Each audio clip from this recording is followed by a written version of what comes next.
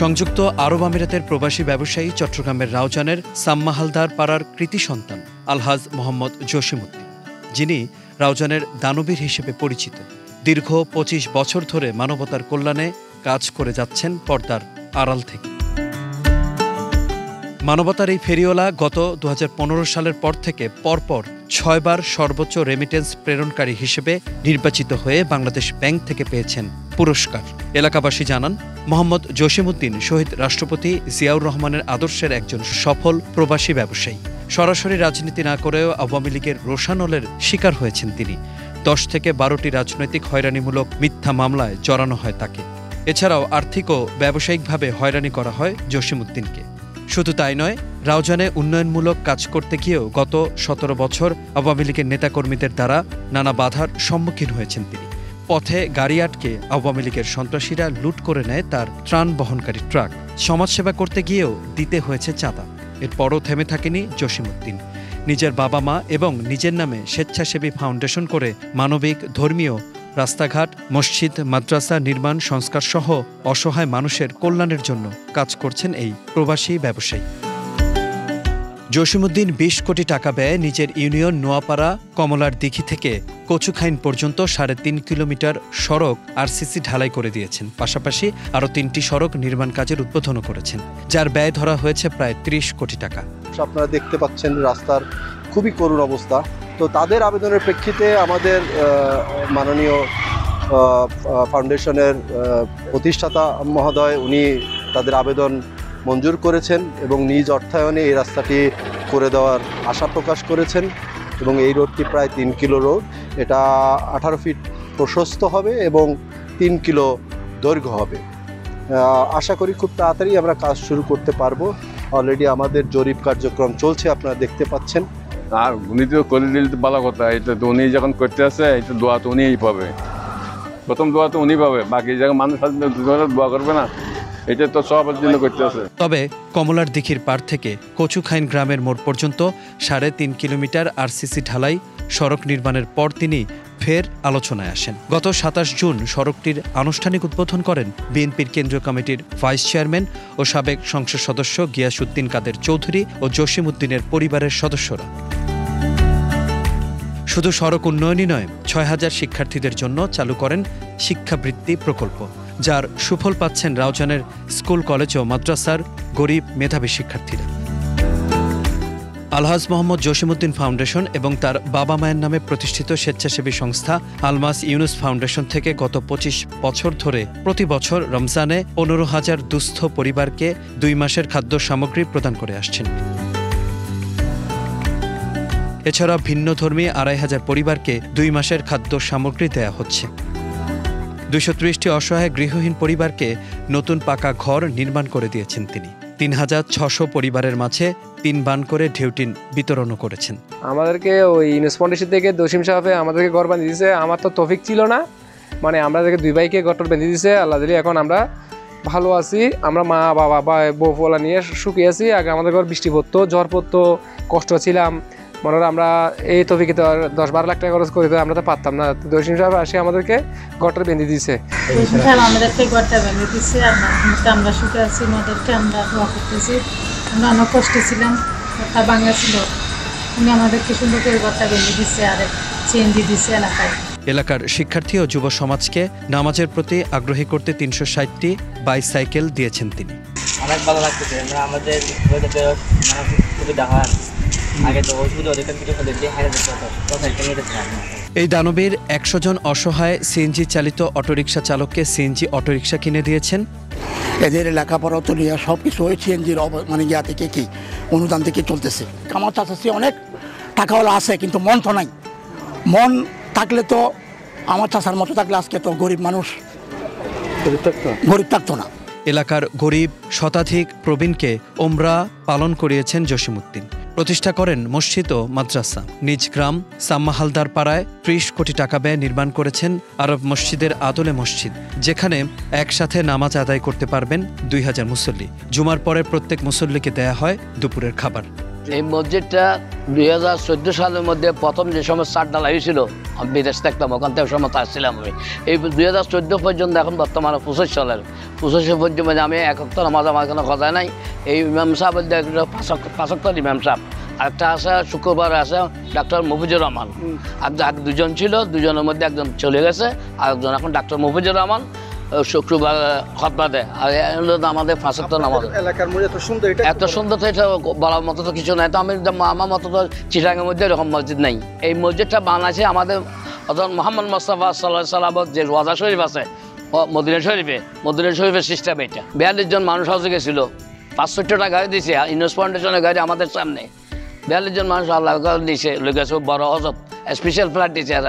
এখান থেকে এরা আমার কাপড় বানছে আমার নিজের হাতে। এখান থেকে তারা বিদেশ দিয়েছে 10টা ঠিক এখান থেকে লিয়ে গেছে, সবগুলো খরচ বহন করছে।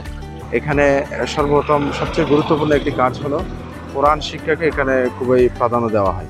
কোরআন শিক্ষার জন্য আমাদের মসজিদের মুতাওয়াল্লি যিনি জনাব আলহাজ জসিম সাহেব, তিনি অনেক টাকা ব্যয় করেছেন। অনেক ভালো ভালো দক্ষ হাফিজদের মাধ্যমে তারা বয়স্কদের জন্য কোরআন শিক্ষার আয়োজন করবেন 40 দিন পর্যন্ত। তাদের জন্য সাইকেল দেওয়ার এরকম একটি ঘোষণা দিয়েছেন। তিনি বহু লোককে কিন্তু মানে সাইকেল বিতরণ করেছেন। সাথে সাথে অনেক মুসল্লিদেরকে এমনই আছে যারা মসজিদে 5 ওয়াক্ত সালাত আদায় করলে তাদেরকে বিভিন্ন ধরনের ভাতা দেওয়া হবে। এরকম মানে জনপ্রতি 15,000 বা আরও বিভিন্ন পুরস্কারের ব্যবস্থা তিনি করেছিলেন। মুমূর্ষ রোগীদের হাসপাতালে আনা নেয়ার জন্য এই প্রবাসী করোনা সংকটকাল থেকে চালু করেছেন 24 ঘন্টার ফ্রি অ্যাম্বুলেন্স সেবা। বিনা সুদে ঋণ দিতে চালু করেছেন করজে হাসানা নামে নতুন একটি প্রকল্প। এছাড়াও তিনি শত কোটি টাকা ব্যয়ে একটি ইসলামিক রিসার্চ সেন্টার করার প্রকল্প হাতে নিয়েছেন। তবে দানবীর এই ব্যবসায়ীর দান অনুদানের এই পথ মসৃণ ছিল না। সমাজের অসহায় মানুষের জন্য এসব প্রকল্প বাস্তবায়ন করতে গিয়ে গত 17 বছর স্বৈরাচারী আওয়ামী লীগ সরকারের আমলে নানা হয়রানি ও চাপের মধ্যে পড়তে হয়েছে আলহাজ জসিমউদ্দিনকে। চট্টগ্রামের রাউজান নোয়াপাড়া ইউনিয়নের সাম্মাহালদার পাড়ার বাসিন্দা আলহাজ জসিমউদ্দিন সংযুক্ত আরব আমিরাতে 1980 দশক থেকে ব্যবসা বাণিজ্য শুরু করেন। সরাসরি কোনো রাজনীতির সাথে যুক্ত না থাকলেও তিনি বিএনপির একজন শুভাকাঙ্ক্ষী ও অনুদানদাতা।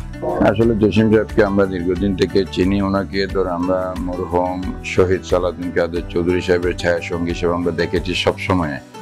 তো উনি প্রবাসে একজন প্রতিষ্ঠিত ব্যবসায়ী এবং উনি বিএনপি ঘরানা এবং আমাদের ডানপন্থী আওয়ামী বিরুদ্ধে রাজনীতির লোকজনের সাথে সংশ্লিষ্টতার কারণে আমরা দেখেছি ওনাকে বিভিন্ন মিথ্যা মামলায় যে রাজনৈতিক মামলায় অভিযুক্ত করা হয়েছে এবং ওনাকে বিভিন্নভাবে বিভিন্ন সময় ব্যবসায়িকভাবে সামাজিকভাবে রাজনৈতিকভাবে হয়রানির শিকার হতে হয়েছে। এটা আমরা দেখেছি।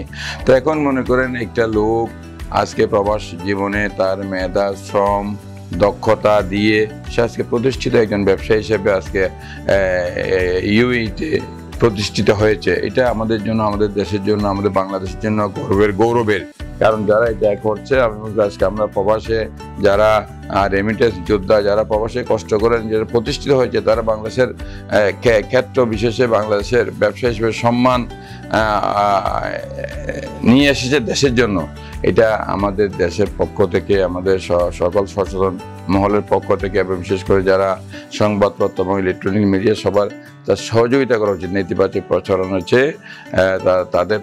তাদের পক্ষে মানে এই যে তাদের যে প্রতিষ্ঠা, তাদের যে পরিশ্রম, এটার পক্ষে থাকা উচিত বলে আমি মনে করি। আর আমি ধরেন আমরা ফ্যাসিস্ট বিরোধী আন্দোলন সংগ্রাম করেছি, 2টা নির্বাচন করেছি। জসিম সাহেব সবসময় আমাদের বিএনপি রাজনীতির প্রতি সহানুভূতি ছিল এবং উনি সবসময় আমাদেরকে সাহায্যের হাত, আর্থিক এবং মানসিক যে কোনো সাহায্যের হাত প্রসারিত করেছেন। বিশেষ করে প্রয়াত বিএনপি নেতা সালাউদ্দিন কাদের চৌধুরীর সাথে জসিমউদ্দিনের ছিল গভীর সখ্যতা। আর এই ঘনিষ্ঠতা তার ব্যবসায়ী জীবনে নানা ভোগান্তি নিয়ে আসে। ইউনুস আলমাস গ্রুপের কর্মকর্তাদের দাবি, বিএনপি নেতাদের সাথে সুসম্পর্কের কারণে সমাজসেবামূলক কাজ করতে গিয়ে আওয়ামী লীগ সরকারের আমলে নানাভাবে হয়রানিতে পড়েন এই প্রবাসী উদ্যোক্তা। হয়রানির মাত্রা এত ছিল যে চট্টগ্রাম নগরের কাট্টলী কর্নেলহাটে তার হাইওয়ে সিএনজি ফিলিং স্টেশন দখল করে নেন আওয়ামী লীগের তৎকালীন সাবেক এমপি আবুল কাশেম মাস্টার। পাশাপাশি চট্টগ্রাম ঢাকা মহাসড়কের চট্টগ্রাম নগরীর সিটি গেট এলাকায় তার মায়ের নামে গড়া আলমাস ফিলিং স্টেশন চোখে পড়ে সাবেক মন্ত্রী ডক্টর হাসান মাহমুদের। নানা কায়দায় বিনিয়োগ না করেই মন্ত্রীর স্ত্রীকে আলমাস ফিলিং স্টেশনের অর্ধেক শেয়ার দিতে বাধ্য করা হয়। পরে পুরো গ্যাস স্টেশনটি স্থানান্তর করে নিয়ে যাওয়া হয় রাঙ্গুনিয়ায় হাসান মাহমুদের এলাকায়। রাউজানের নোয়াপাড়ায় 3টি অক্সিজেন প্লান্ট স্থাপন করেন তিনি। 2011 সালে প্লান্টটি চালু করতে গেলে বিদ্যুৎ সংযোগ আটকিয়ে দেয় আওয়ামী লীগের তৎকালীন এমপি ফজলে করিম চৌধুরী। ফলে সব ঠিকঠাক হলেও আর চালু করা যায়নি এই অক্সিজেন প্লান্ট, যেটি এখন পুরোটাই নষ্ট হয়ে পড়ে আছে। আমার জানা মতে 2010 সালের দিকে এটা ইম্পোর্ট করছিল, এলসি করাইছে, 2010-এর দিকে আসছে, মেশিনারি স্কুল আমদানি করছে। আনার পরে 2012 সালের দিকে চায়না থেকে লোক আসছিল, ওনারা আসার পরে এটা প্ল্যানটা পুরোটা প্রতিস্থাপন করছে। প্রতিস্থাপন করে 2013-র দিকে সম্ভবত লোড যাওয়ার কথা, লোডে যাওয়ার কথা। এই সময় আর লোডটা মানে যায়নি আর কি। 3টা ইউনিট, এখানে 3টা ইউনিট বসানো হয়েছিল। 3টা ইউনিটের মাধ্যমে প্রোডাকশনটা যাইতো আর কি। এখন তো এই মেশিনারি সহ নষ্ট হয়েছে সব কিছু, আসলে এখন চালু করাও তো সম্ভব না। কিছু অবহেলা, এগুলো জিনিসগুলো নষ্ট হয়ে গেছে। এই সব কিছু দেখছেন খোলা পড়ে রয়েছে। এছাড়াও চট্টগ্রাম নগরীর মুরাদপুরে চিটাগং শপিং কমপ্লেক্সের দোতলায় থাকা ব্যবসায়ী জসিম উদ্দিনের মালিকানাধীন আলমাস শপিং মল বন্ধ করে দেয় আওয়ামী সন্ত্রাসীরা। আমরা মার্কেটের ব্যবসা করি, কিন্তু হুট করে দেখলাম যে বড় দোকান জমজমাট ছিল, অনেক মার্কেটটাও ভরপুর ছিল। আলমাসটা থাকা আমাদের মার্কেটের প্রচুর সুনাম জমজমাট হয়েছিল আর কি। আমাদের মার্কেটের জন্য অনেক সুবিধা হতো যদি আবার পুনরায় কেউ খুলতো আর কি। ভালো করে জমজমাট করে খুললে এটা আমাদের মার্কেটের জন্য অনেক সুবিধা হতো। এটা বন্ধ করে দেওয়া হয়েছে নাকি নিজেরা বন্ধ করেছে? এটা তো আমরা জানবো না, কিন্তু আমরা জানি যে প্রায় 8-10 বছর বন্ধ।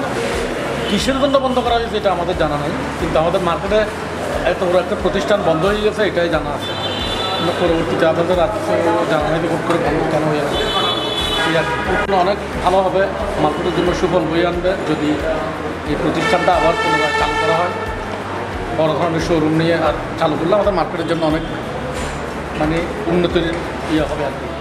এছাড়াও তার মালিকানাধীন 3টি ফিলিং স্টেশন অবৈধ হস্তক্ষেপ করে 3বার গ্যাস সংযোগ বিচ্ছিন্ন করে 13 কোটি টাকা জরিমানা করান আওয়ামী লীগ তৎকালীন সংসদ সদস্য ফজলে করিম চৌধুরী। উনি সালাউদ্দিন কাদের চৌধুরীর প্রিয়ভাজন বলতে সালাউদ্দিন কাদের চৌধুরী ওনাকে ভালোবাসতেন, উনিও সালাউদ্দিন কাদের চৌধুরীকে ভালোবাসতেন। এখানে সালাউদ্দিন কাদের চৌধুরীর ভালোবাসার বন্ধন হিসেবে উনি ওনার প্রতিষ্ঠানগুলো সালাউদ্দিন কাদের চৌধুরীতে উদ্বোধন করেছেন। যেহেতু সালাউদ্দিন কাদের চৌধুরী এই প্রতিষ্ঠানগুলো উদ্বোধন করেছেন এবং ওনার ব্যবসা বাণিজ্যগুলো সবগুলো প্রতিষ্ঠান উদ্বোধন করতে গিয়ে উনি আওয়ামী সরকারের পেশি সরকারের রোষানলে পড়েছেন। এই জন্য আমাদের তৎকালীন এই যে বিনা ভোটের এমপি এই যে ABM ফজলে করিম চৌধুরী এবং রাঙ্গুনিয়া থেকে মন্ত্রী, এরা বিভিন্নভাবে আমাদের প্রিয় ভাই, আমাদের বিশিষ্ট দানবীর জসিম উদ্দিন সাহেবকে ক্ষতিগ্রস্ত করেছেন। তাকে ব্যবসায়িকভাবে পর্যুদস্ত করেছেন, তার ব্যবসা প্রতিষ্ঠান বন্ধ করেছেন, রাঙ্গুনিয়ার ফার্ম বন্ধ করেছেন, এই যে সিটি গেটের ফার্ম বন্ধ করে দিয়েছেন এবং কর্নেলহাটের ফার্ম বন্ধ করে দিয়েছেন, তার ব্যবসা বাণিজ্য তালা মেরে দিয়েছেন, আলমাস শপিং সেন্টার বন্ধ করে দিয়েছেন। এবং আমরা যতদূর জানি ওই যে জলসাসে ওখানে ওনার যে ব্যবসা প্রতিষ্ঠান ছিল, ওনার আগ্রাবাদে যে ব্যবসা ছিল এবং ওনার জুবলি রোডে যে ব্যবসা ছিল, সব ব্যবসা প্রতিষ্ঠানগুলো ওনারা বন্ধ করে দিয়েছেন এবং ওনাকে একরকম জিম্মি করে ওনার ব্যবসা বাণিজ্য বন্ধ করে অর্থনৈতিকভাবে দুর্যস্ত করে ওনাকে বিভিন্নভাবে হয়রানি করে দেশ থেকে বাধ্য করেছেন। এখানে জসিম সাহেব বিভিন্নভাবে ক্ষতিগ্রস্ত বিগত 16 বছর যাবৎ আওয়ামী দুঃশাসনের রোষানলে পড়ে। এটা এই যে এই ফার্ম এবং ওনার যে ব্যবসা প্রতিষ্ঠানের সব ব্যবসা প্রতিষ্ঠানের যে ওনার যে বিভিন্ন বৈদ্যুতিক সংযোগ, ইভেনকি গ্যাস সংযোগ বারবার বন্ধ করে দেওয়া হয়েছে এবং জসিম সাহেব সম্মত বিধিসম্মত সকল বিল পরিশোধ করা সত্ত্বেও, সরকারের সমস্ত রাজস্ব আদায় করা সত্ত্বেও, সরকারের যাবতীয় পাওনা দেওয়া পরিশোধ করা সত্ত্বেও বিধিসম্মতভাবে বৈধ ব্যবসা ওনাকে করতে দেয় নাই। ওনার লাইন বন্ধ করে ওনাকে একরকম জিম্মি করে রাখা হয়েছে এবং উনি যেখানে গিয়ে মানবতার কল্যাণে যেখানে ইফতার বিলি করে, মানুষের খাদ্য সামগ্রী বিক্রি করে, তাদের সামগ্রী বিক্রি করে, এগুলো অনেকভাবে বাধা দেওয়া হয়েছে শুধুমাত্র একমাত্র সালাউদ্দিন কাদের চৌধুরীর সাথে জসিম উদ্দিন সাহেবের সুসম্পর্কের কারণে।